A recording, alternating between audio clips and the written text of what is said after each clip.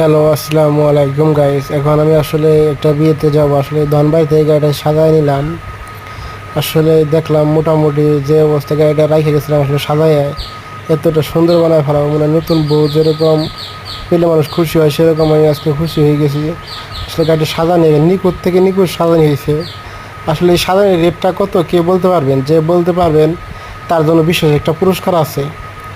আসলে দেখেন কত সুন্দরভাবে মানুষ পারলে পরে যার মন ধ্যান ভালো সে এইভাবে সাজাইতে পারবেন, কতটা সুন্দর হয়েছে।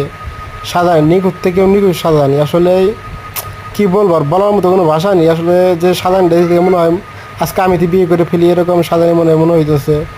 আসলে দেখতে খুব সুন্দর লাগছে গাড়িটাকে আসলে দেখেন যে ফুলের দোকানটা কতটা সুন্দর দেখেন।